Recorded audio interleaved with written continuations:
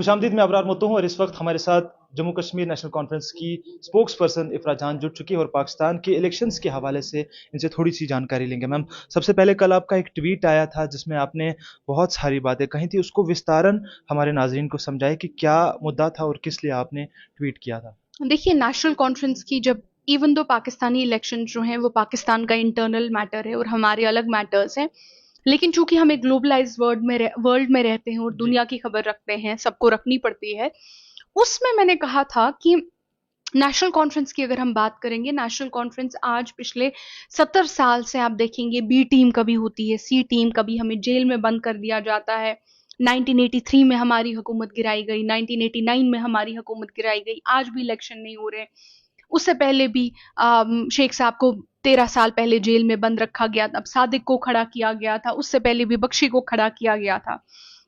तो इससे इससे हमें याद ये आ गया कि ये जो बी टीम सी टीम खड़े करने का सिलसिला होता है, इससे चाहे आप कुछ भी करें, क्या भी कहें, जिसको जो आवाम होती है, आवाम जो है वो सब समझती है और वो सब जानती है। मैम, आपने बात की थी रिगिंग की, आपने बात की थी the elections are being snatched away, and आपने उसका जो तवाज़ुन है, उसका जो तशबिया है वो नेशनल कॉन्फ्रेंस के साथ किया था कि नेशनल कॉन्फ्रेंस से भी कहीं ना कहीं इलेक्शंस छीने जा रहे हैं। What are your thoughts on that? No, I had given a historical perspective. I had especially spoken about 1989.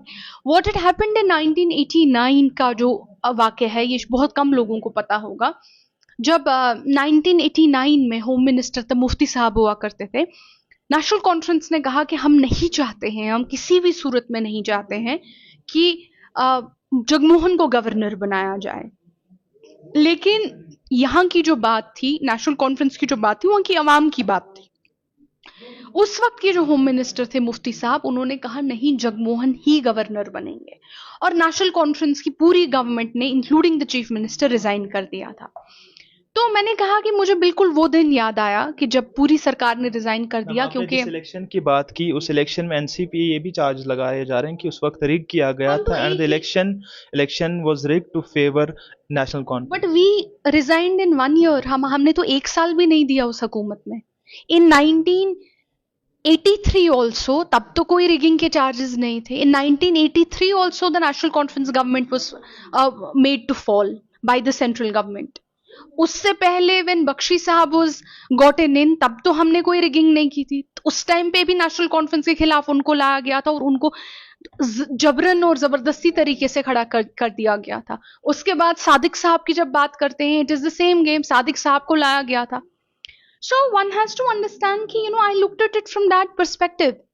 मैं आपसे ये भी जानने की कोशिश करूंगा, फॉर्मर मेयर जुनैद आज़िमुद्दीन, उनका ट्वीट आया कि उन्होंने ये भी कहा कि शुक्र है अल्लाह कि हमने पाकिस्तान के साथ वहाँ की जो इंस्टीट्यूशंस हैं वो सारे इस वक्त फेल हो रहे हैं, और शुक्र है कि कश्मीर ने वहाँ की तरफ जाने की कोशिश नहीं की बल्कि हिंदुस्तान के साथ ही रहे। यहाँ पे आपसे जानने की कोशिश करूँगा, फारूक साहब हमेशा पाकिस्तान के साथ बातचीत की जो है एडवोकेसी करते हैं, ही सेज कि that we should talk with Pakistan. वहीं पे सवाल ये भी बनता है कि अगर पाकिस्तान के अंदर टर्मोइल रहता है तो क्या वो ट्रिकल डाउन यहाँ पे भी हो सकता है और इंडिया पे भी उसके कुछ असरात हमें नजर आ सकते हैं?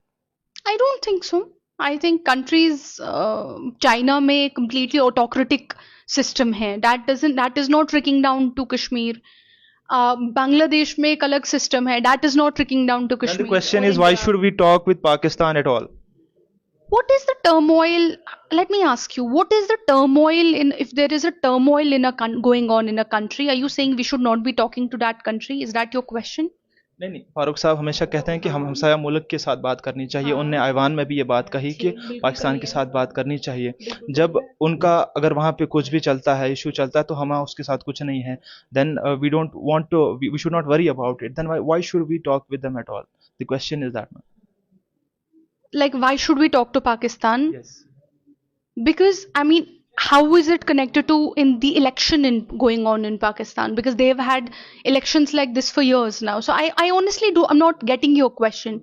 Why should we talk to Pakistan is a separate question. Like, I honestly don't get your question. What is the question? कि पाकिस्तान से हम बात क्यों करें? What is that to do with the condition? The condition the हाँ, जी, मतलब मैं condition सवाल का यही क्या है कि अगर if the turmoil there has no issue, ये मुझे समझ नहीं आ रहा है, आप उर्दू में समझाइए मुझे। अगर उनका जो इशू वहाँ पे जो भी है, तो उसका हमारे मुल्क के साथ क्या वास्ता है? वही क्वेश्चन है, then why should we talk with them, हम उनके साथ बातचीत क्यों करें, टेबल पे क्यों आए? उनका एक इंटरनल टर्मोइल है और उनका एक एक्सटर्नल पॉलिसी है। उनकी इंटरनल पॉलिसी उनकी इंटरनल पॉलिसी है, उनकी एक्सटर्नल पॉलिसी में जम्मू एंड कश्मीर ने सफ़र किया है। अगर आप एलओसी पे क्रॉस फायरिंग की बात करें, क्रॉस फायरिंग में कितने लोग मरे हैं, वो एक एक्सटर्नल पॉलिसी है, उसमें नेशनल कॉन्फ्रेंस ने कहा बात कीजिए। जब यहाँ पे एक टेररिज्म का इशू जो क्रॉस बॉर्डर टेररिज्म है, एक्सटर्नल टेररिज्म है, उसमें नेशनल कॉन्फ्रेंस ने फारूक साहब ने कहा है हम बात करेंगे। और सिर्फ फारूक साहब ने नहीं कहा है, अटल बिहारी वाजपेयी जी जो हमारे प्राइम मिनिस्टर हैं, उन्होंने भी बात की है, बहुत सारे प्राइम मिनिस्टर्स ने उनके साथ बातचीत की है। तो in fact recently even under this government LOC पे एक सीज फायर हुआ, जो सीज फायर बातचीत के जरिए ही निकला। तो लेकिन जहां तक उमर अब्दुल्ला साहब ने बहुत क्लियरली बोल दिया है कि when it comes to peace is not just India's responsibility, it is also the responsibility of Pakistan. And for talks to continue, the atmosphere has to be made conducive. And this is not just one country's responsibility, it is equally the responsibility of the neighboring country. This is a very clear stand that National Conference has. मैं moving on to Kashmir valley की जब हम बात करते हैं तो elections आने वाले हैं, वहीं पे कौन से इलेक्शंस आने वाले हैं? पार्लियामेंट इलेक्शंस आने वाले हैं, तो मैं उनके हवाले से बात करूंगा। कहीं ना कहीं फारूक साहब भी उमरा पे गए, उमर साहब भी उमरा पे गए, अब जो है महबूबा जी भी इलेक्शन उमरा पे गई। वहीं पे डीपीएपी की स्पोक्स पर्सन सुजाता बशीर का एक कहना था कि उनके जो पार्टी चेयरमैन है यानी कि गुलाम नबी आज़ाद, वो बहुत बार उमरा पे गए, लेकिन वो इस तरह से सोशल मीडिया पे नहीं डाल रहे। तो कहीं ना कहीं सवाल ये ज़रूर उठता है, उन्होंने ये लगाया कि शायद religion is being used to woo voters. I don't understand this. If when Modi ji goes to the temple, he very proudly puts up his picture, right? जब नरेंद्र मोदी जी टेम्पल राम मंदिर इनॉग्रेट करते हैं, वो प्राउडली अपनी पिक्चर दिखाते हैं कि वो प्राउड हैं, वो वहां गए, वो एक प्राउड हिंदू है। जब Rahul Gandhi ji also, he goes to the temple, he very proudly puts up a picture. Why shouldn't we be proud of our religion? Why should we be ashamed of our religion? Please tell me, when Amit Shah ji goes to a temple, he very proudly puts up a picture. When all the BJP ministers go, they very proudly put up pictures. I'm not talking about one specific leader. I'm saying generally. When Umar Abdullah Saab goes to the Umrah, why shouldn't he be, as a proud Muslim, put up a picture?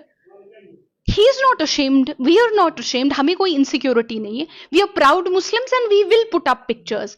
उसमें आज़ाद साहब को दिक्कत होती है तो होने दीजिए, उनका प्रॉब्लम है।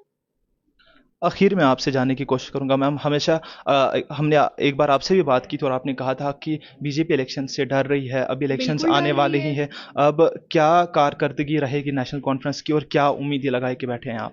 कारकर्दगी इलेक्शंस की वो पॉलिटिकल पार्टी करती है जो इलेक्शंस में जिंदा होती है। हम लोग इलेक्शंस में जिंदा नहीं होते हैं, हम लोग 24/7 ग्राउंड पे काम कर रहे होते हैं और 24/7 हमारी कारकर्दगी चल रही होती है। सो हमें कोई नई कारकर्दगी करने की ज़रूरत नहीं है। हमारे लोग जो हैं, हमारे कॉन्स्टिट्यूंसी इंचार्जेस जो हैं, वो इस वक्त सुबह से लेके रात तक लोगों के बीच खड़े हैं, उनका काम कर रहे हैं। अब की बार मोदी सरकार या लखनपुर पार? अब की बार यहाँ की आवाम तय करेगी, जब यहाँ की आवाम को तय करने दिया जाएगा। बहुत बहुत शुक्रिया हमारे साथ बात करने के लिए। एनसी स्पोक्स पर्सन इफरा जान हमारे साथ बात करती थी और बेसाख्ता तौर पे इन्होंने हमारे सवालात का जवाब दिया। मैं अबरार मतू हूँ, मेरे साथ मेरा कैमरामैन इनायत बेग है। फिलहाल के लिए इतना ही, दीजिए इजाज़त, खुदा हाफिज़।